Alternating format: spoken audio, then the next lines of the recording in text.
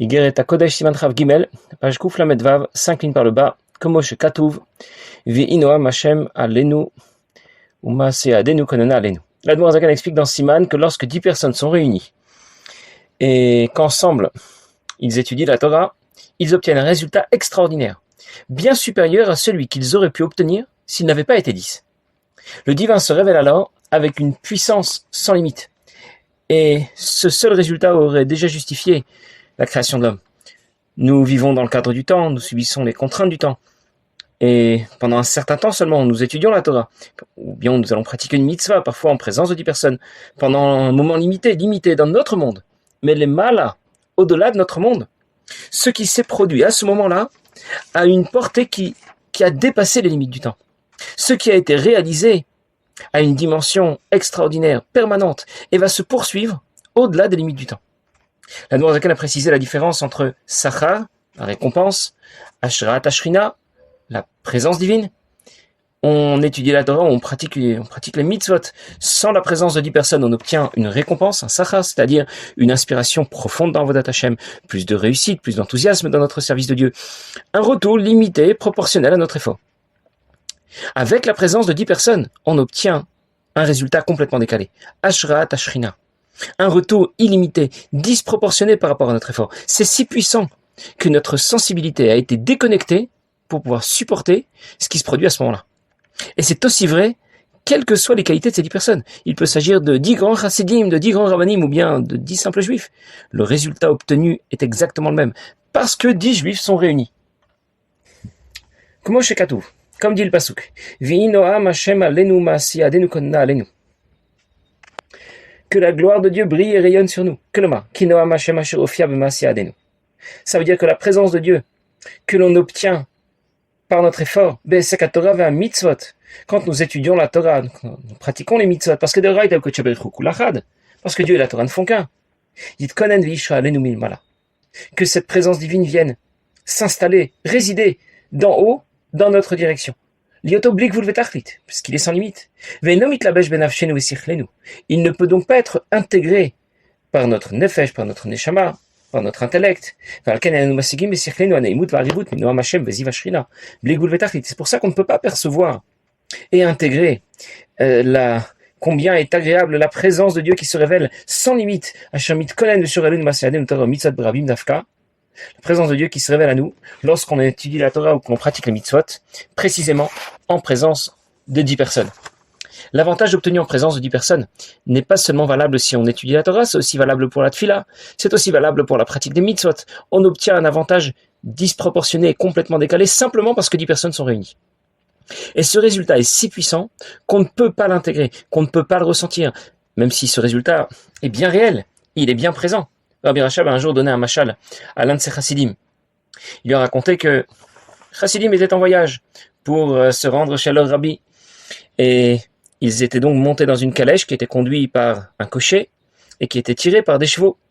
Les chassidim dans la calèche étaient en train de parler de Malachim, Adam Kadmon, de niveau du divin extraordinaire. Et le cocher, pendant ce temps-là, ne pensait simplement qu'à l'argent qu'il allait recevoir, arrivé à destination. Les chevaux, à ce moment-là, ne pensaient qu'au foin qu'ils allaient recevoir, à la nourriture qu'ils allaient recevoir lorsqu'ils arriveraient à destination. Les chevaux ne ressentent pas l'existence des malachim. Le cocher ne pense pas à l'existence des malachim. Mais ça ne change rien. Les malachim dont parlent les chassidim existent bien. Ils existent bien quand même. À l'intérieur de chacun de nous, il y a aussi un cheval, un cocher et un chassid. Le cheval, c'est le nefesh habamit, c'est l'âme animale. Le cocher, c'est le nefesh asichlit.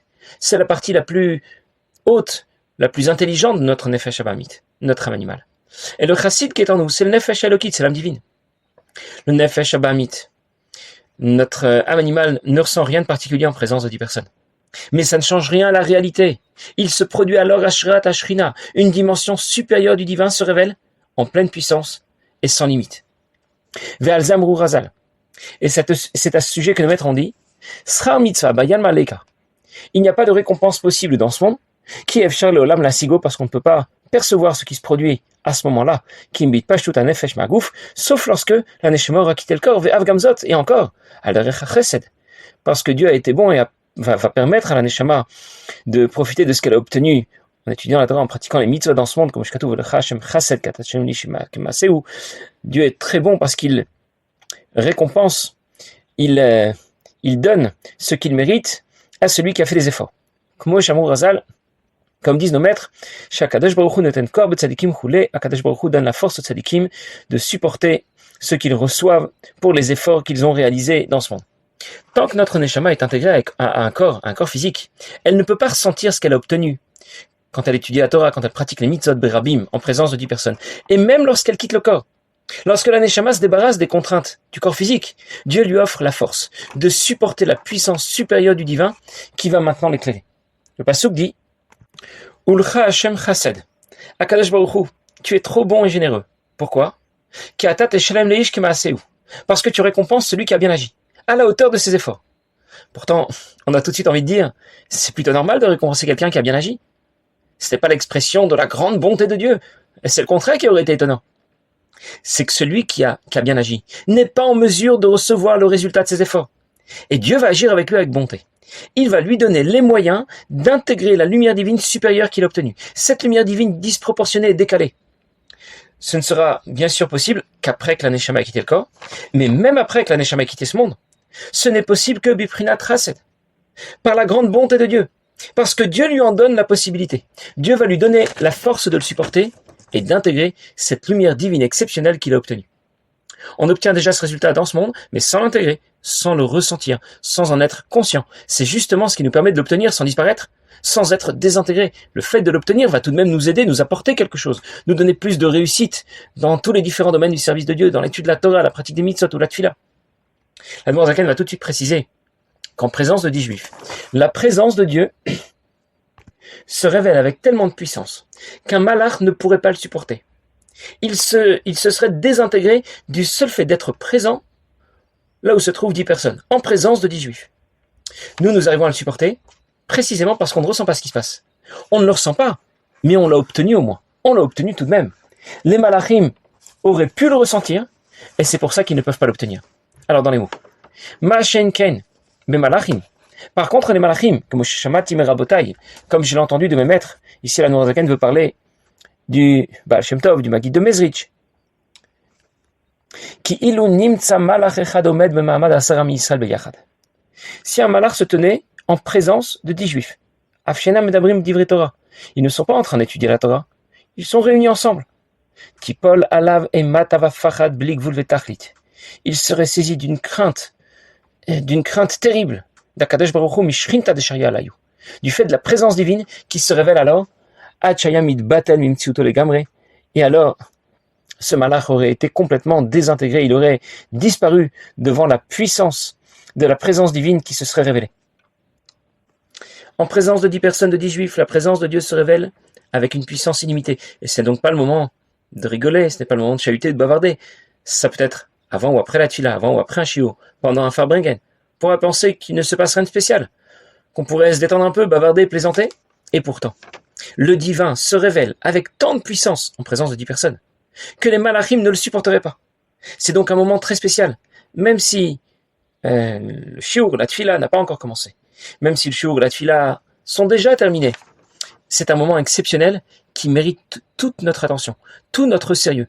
Dans le Siman Chavdalet, le Siman suivant, l'Admor Zaken va nous expliquer combien c'est important de ne pas parler, de ne pas bavarder pendant la tfila, pendant un shiur. Le Chamav dit celui qui a un rendez-vous avec un roi, il a un rendez-vous avec un président. Il va préparer minutieusement cet entretien. Il va répéter plusieurs fois ce qu'il va dire. Il va réfléchir à ce qu'il doit dire ou surtout ne pas dire. Il va changer 10 fois de costume ou de cravate avant de trouver la bonne. Il ne laissera certainement pas son téléphone allumé, même pas sur mode vibreur, au moment où il s'adresse au président. Il évitera de s'interrompre pour consulter ses messages ou bavarder avec quelqu'un d'autre. Mais, avant ou après cet entretien, il va aussi garder le plus grand sérieux, parce qu'il est tout de même en présence du roi, même si pour l'instant, il ne s'adresse pas au roi, le roi ne s'adresse pas à lui. Mais le seul fait qu'il se trouve en présence du roi, déjà va lui inspirer une énorme crainte, un énorme sérieux. En ce qui nous concerne, nous avons rendez-vous avec Akadosh Baruch Hu plusieurs fois par jour. Quand on prie d'abord, quand on apprend la Torah ensuite, on s'adresse à lui par la tfila, on l'appelle quand on étudie la Torah. Et on ne peut même pas oser imaginer se rendre à un rendez-vous pareil sans s'y être préparé convenablement. Avant la tfila, on donnera la tzedaka, on va étudier la chassidoute, se tremper dans un mikvé. On va bien sûr d'abord étudier les mots du sidour pour les comprendre, pour savoir ce qu'on est en train de dire. On va s'assurer d'être habillé convenablement. Et bien sûr, on va éteindre son téléphone. C'est presque une évidence. Et c'est ce dont on va nous parler l'Admour Zaken dans le Siman Chavdalet. Mais dans notre Siman, l'Admour Zaken ajoute que même si on ne se trouve pas au moment de la tfila, on n'est pas en train d'étudier la Torah. 10 juifs sont simplement réunis au même endroit. Disons entre Mincha et Ma'ariv, entre deux shiurim ou entre deux tfilot. Eh bien, Dieu est tout de même présent, avec une telle puissance qu'un malach ne pourrait même pas le supporter. Et cela nous impose un comportement impeccable, le plus grand sérieux, parce qu'on est en présence d'une dimension supérieure du divin, qui se révèle avec une puissance illimitée. Quel comportement le plus grave? Un voleur ou un brigand? Un ganav ou un gazlan? Un voleur est quelqu'un qui vole mais qui ne veut pas se faire remarquer. Il essaye de cambrioler sans que personne ne le voie, plutôt la nuit. Un brigand va attaquer ses victimes en pleine rue, en plein jour. Il ne se cache pas. Il est plus violent, mais au moins, il n'essaye pas de tromper Akadosh Baruch Hu. Un voleur pense pouvoir se cacher. Il pense pouvoir tromper Akadosh Baruch Hu, et c'est beaucoup plus grave. Il pense que Dieu ne le voit pas, qu'il peut échapper à son contrôle, au contrôle qu'il exerce dans la création. D'une manière plus générale, c'est bien plus grave de commettre une avéra en cachette que de commettre une avéra devant tout le monde. Parce que tu fais comme si Dieu ne te voyait pas. Personne ne m'a vu. Dieu non plus. Ça s'appelle être gonev d'Atalion. Dieu est omniprésent et c'est déjà extrêmement grave de mal se comporter en sa présence. Mais en présence de 10 personnes, en présence de 10 juifs, la présence de Dieu se révèle de façon beaucoup plus puissante et sans limite. Et c'est donc encore plus grave de ne pas avoir un bon comportement en présence de 10 personnes. Quelles que soient les qualités de ces 10 juifs, ça peut être de grandes sadikim, des bénonymes ou autre chose, peu importe, en présence de 10 personnes, en présence de 10 juifs, nous pouvons prier la prière de Mincha, puis la prière de Mariv, et entre ces deux tfilotes, entre ces deux moments de prière, il y a une petite pause. Alors l'Admour Zaken va nous recommander d'apprécier ce moment qui n'est pas le moment de la tfila. C'est un moment libre, parce que nous sommes, tout simplement parce que nous sommes réunis, parce que nous sommes 10 personnes ensemble, 10 juifs ensemble. C'est le moment d'exploiter convenablement ce moment que nous passons en présence d'une dimension supérieure du divin, qui se révèle précisément en présence de 10 juifs. Et donc ce sera le meilleur moment d'étudier la Torah. L'Admour Zaken ne parle pas de la prière du matin de Shacharit, parce que le Shulchan Aruch précise déjà qu'avant la tfila du matin, on ne se rend même pas chez quelqu'un pour le saluer. Donc on n'a pas besoin de nous dire que le moment qui précède la tfila du matin est un moment que l'on doit consacrer à la préparation de la tfila. Après la tfila du matin, le Shulchan Aruch précise aussi qu'on doit aller du Bet HaKnesset, du Bet HaMidrash, on doit passer un moment à étudier la Torah. Donc pour Shacharit, pour la prière du matin, il n'y avait pas de question.